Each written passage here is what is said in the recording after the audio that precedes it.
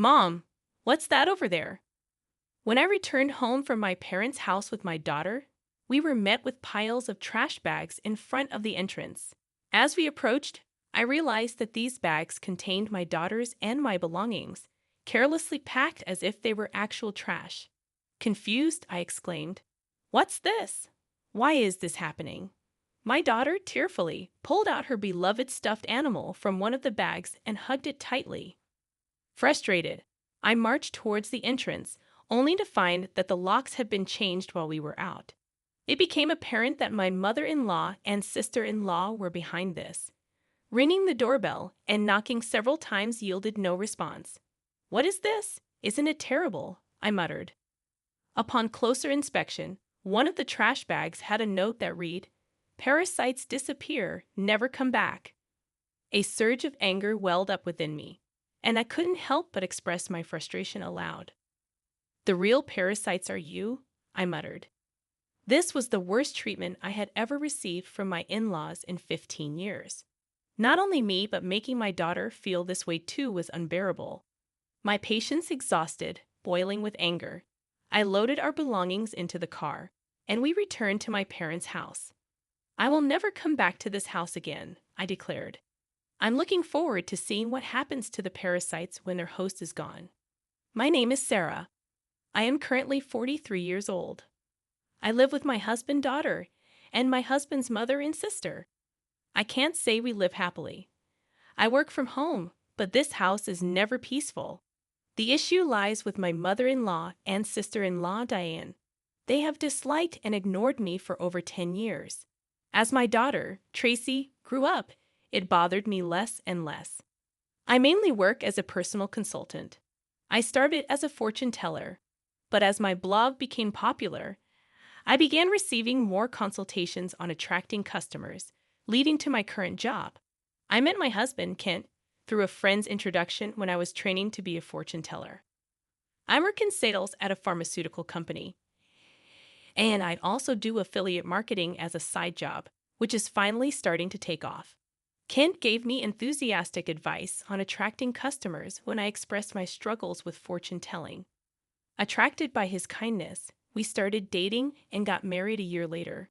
At that time, our income wasn't great, but Kent always supported me. I'm so glad I married Kent. I truly felt this way. Living with my in-laws began about a year after I got married. It started when my father-in-law, who had been healthy until then, suddenly passed away.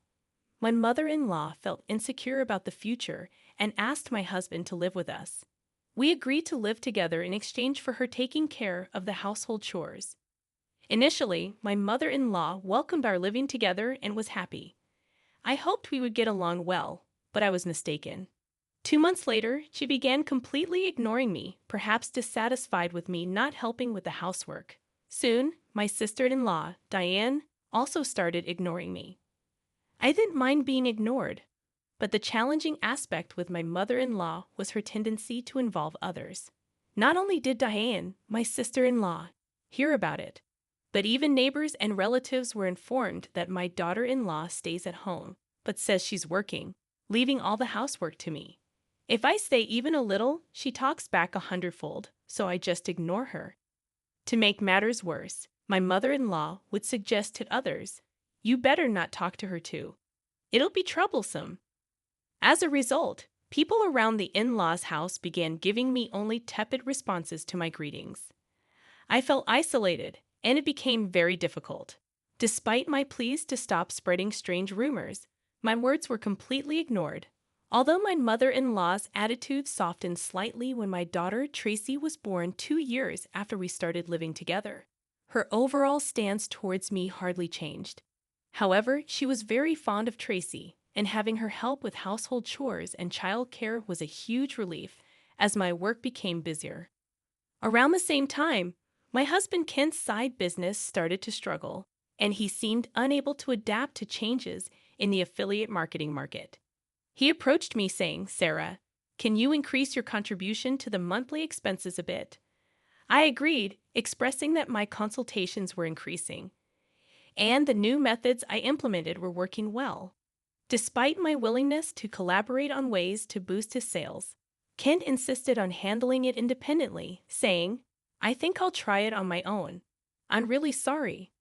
From the beginning of our marriage, we had agreed that Kent would manage the household finances. Initially, my income was low, so he allowed me to contribute more when my sales increased.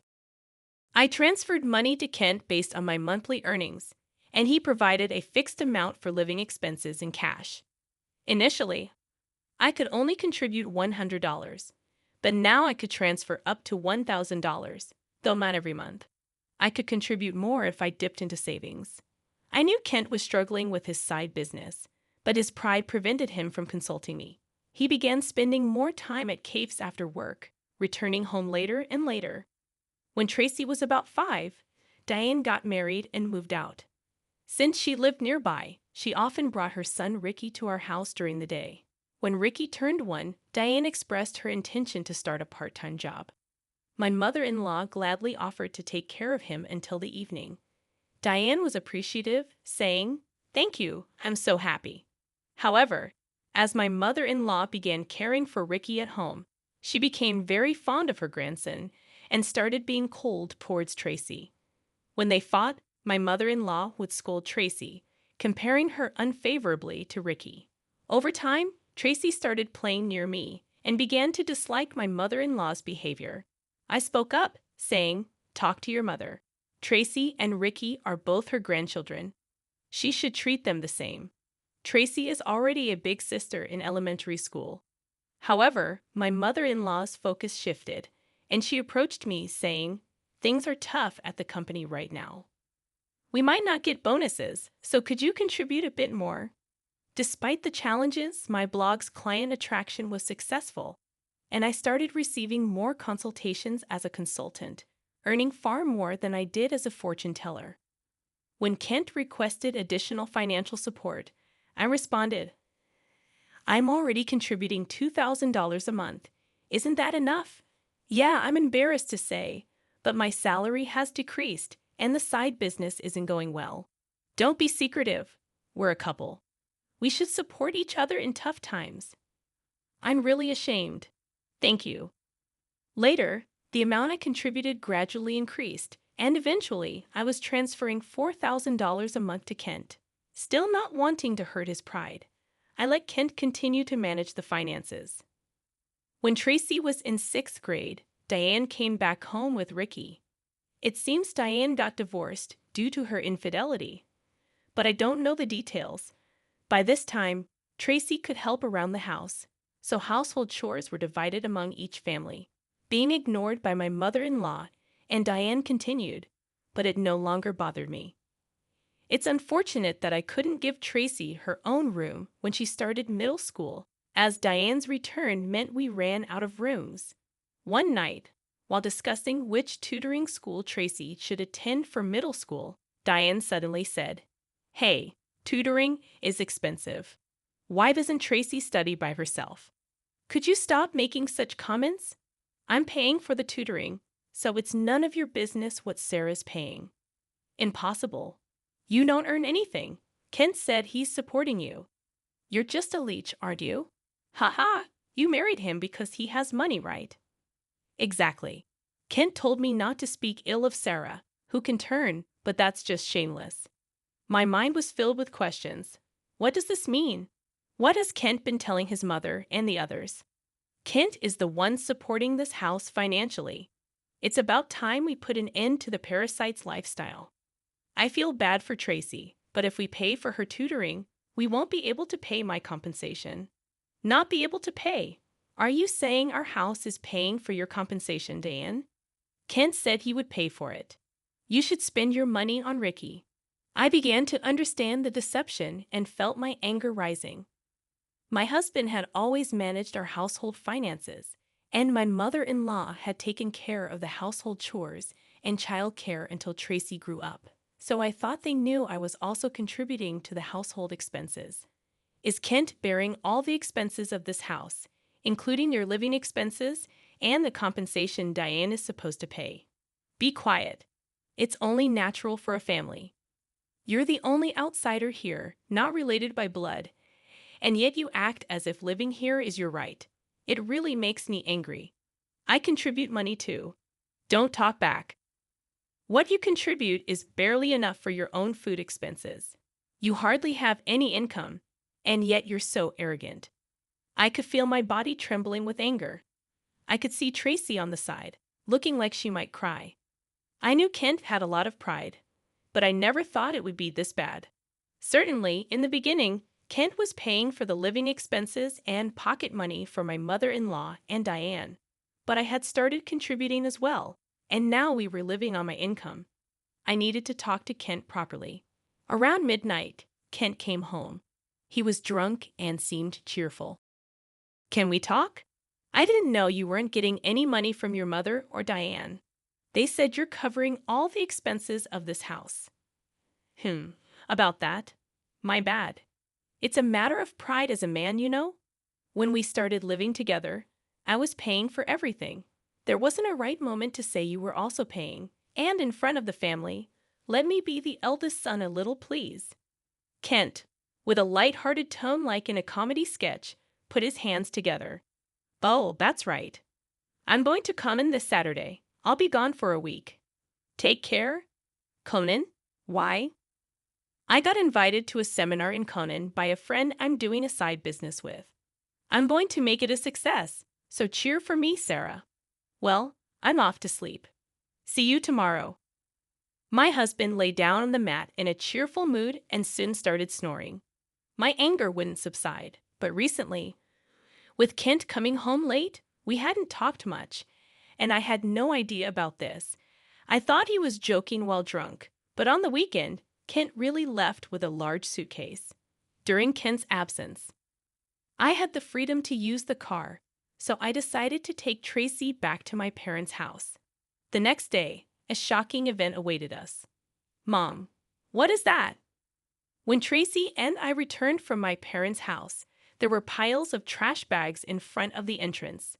Upon closer inspection, these bags contained mine and Tracy's belongings, carelessly packed just like real trash. What is this? Why is this happening? I don't understand. Tracy, crying, pulled out her beloved stuffed animal from the bag and hugged it. Furious, I headed towards the entrance. Has the lock changed? It seemed that the locks had been changed while we were out. This must be the work of my mother-in-law and sister-in-law, Diane. I rang the doorbell and knocked several times, but no one came out. What is this? Isn't it terrible? Upon closer inspection, one of the trash bags had a note saying, "Parasites disappear, never come back." I felt a surge of anger from the bottom of my heart. The real parasites are you. I couldn't help but let out a swear word. This was the worst treatment I had ever received from my in-laws in 15 years. Not just me, but making my daughter feel this way too. I finally lost my patience with boiling anger. I loaded the luggage into the car, and we returned to my parents' house. I will never come back to this house again.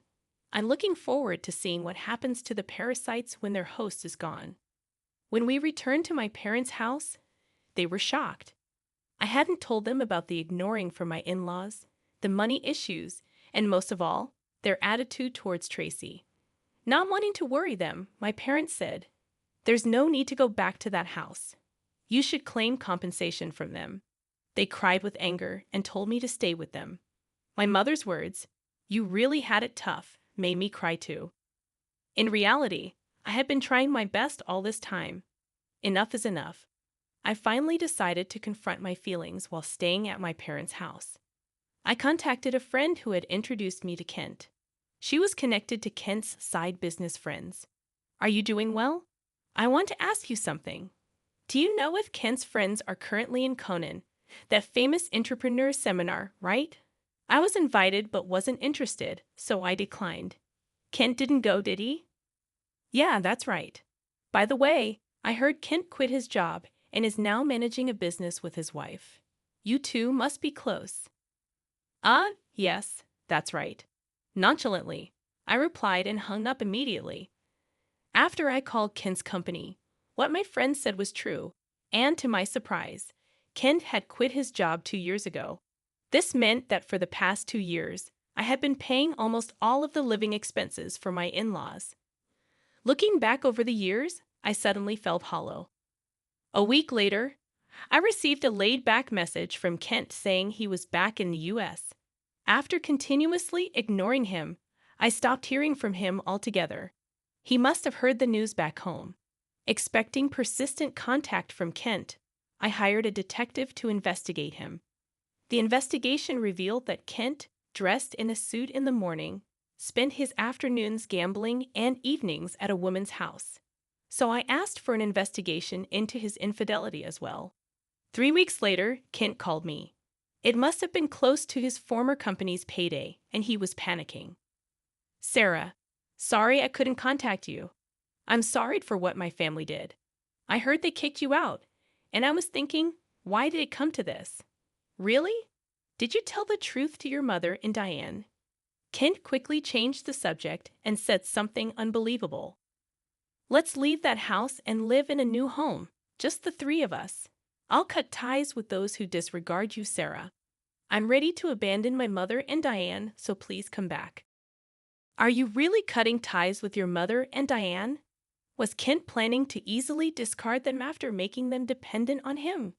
I was disappointed in Kent and his self-centered actions, so I told him, "I'm coming back for now, so leave the door unlocked." Kent seemed delayed at my message. A few days later, I returned to my in-laws' house with Tracy. Kent, his mother, and Diane were there, but Ricky was nowhere to be seen. I was relieved that Ricky didn't have to witness the adults' ugly arguments. When Kent made some remarks, I ignored the displeased pair and took out a divorce form from my bag. I confronted the surprised Kent. "I heard you quit your job without telling me. Since we're supposedly managing a business together, does that mean the $4,000 I've been transferring every month was actually your salary?" Kent tried to excuse himself. "No, that's not it. I told you the business was in trouble, right? So, I decided to quit before getting fired. Carly, I heard you quit 2 years ago, right? I called your company, and it's still not bankrupt." Kent fell silent. I pressed further. "By the way, what role do you play in our joint business management? Are you the accountant?" Kent became increasingly uneasy and started sweating. "Kent is supporting the whole family, isn't he, Mother? He quit his job, his side business isn't going well, and yet it's a mystery where the money is coming from. I'm leaving, but please continue to get financial support from Kent." My mother-in-law and Diane's faces turned pale and ashen. "But the other day on the phone, you were crying and begging to save only yourself, saying you'd cut ties with your mother and sister." "Haha, but that won't happen. I'm also discarding Kent here." "What do you mean? I don't understand." "Kent hasn't been going to work. That's a lie. He leaves in a suit, and Sarah was supporting the household. It's true. Sarah has been paying for everything for years. I'm unemployed now and not doing any side business. We're going to have a hard life because you guys kicked Sarah out. We could have had an easy life without working if you hadn't done anything unnecessary." "What do you mean by that? You were planning to abandon us, weren't you?" Kent's response ignited the fury of my mother-in-law and Diane. As the three of them caused a commotion, Tracy and I began to take action. I came to pick up some forgotten items. I took a cleaning robot bought within the last 6 months, an expensive microwave favored by my mother-in-law, and the beauty device Diane had gotten from Kent. "Wait, that's mine. This is mine since I bought it with my money, or you can pay me back for it." Diane fell silent at my words. Then I searched for and gathered my belongings from their rooms. The belongings they had put out did not include my expensive brand bags and accessories. "Why are you taking that too? This is mine." I ignored their complaints and sweet talk. Finally, I dropped a bombshell on Kent. "Oh, I forgot. I plan to claim compensation from your mistress, Mary, too. Tell her it's no use running away." "What? How do you know about her?" "I know you went to Conan with Mary recently. Good for you, right?"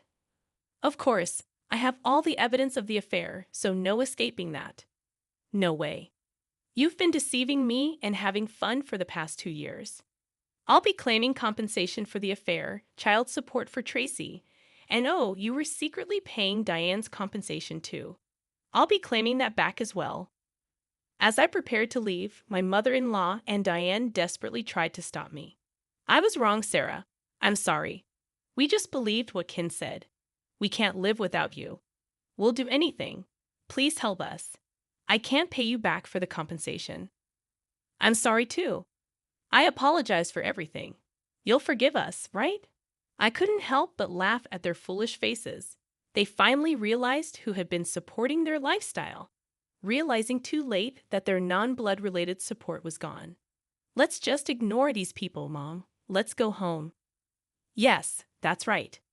Kent, you'll be hearing from the lawyer soon. Please take care of it. Leaving a dejected Kent behind, we returned home with the items we had collected. Later, my divorce with Kent was finalized, and I demanded compensation through a lawyer. I received numerous apologies and pleas for reconciliation from my mother-in-law and Diane, but I ignored them all. Surprisingly, there was still some inheritance left from Ken's father. The fact that they had been living off my money without using their own angered me again. However, the inheritance wasn't enough for the compensation, and ultimately, they had to sell the house to make a lump sum payment. Naturally, this included the compensation I had been paying for Diane. After selling the house, I don't know what became of Ken's family. I hope Ken can take care of his family, but ultimately, he will choose his path. I also claimed compensation from Kent's mistress, which led to an unexpected revelation. Through the lawyer, I informed her that Kent was unemployed, and I had been supporting the family. Kent had deceived her, claiming he was an entrepreneur with a successful business. In the end, they broke up after an argument. Tracy and I moved to an apartment, and I was able to give her the room she had longed for. I don't think my 15 years were wasted, but sometimes I wonder if I should have made a decision when I started being ignored. Now, I feel happy that my home is a peaceful place.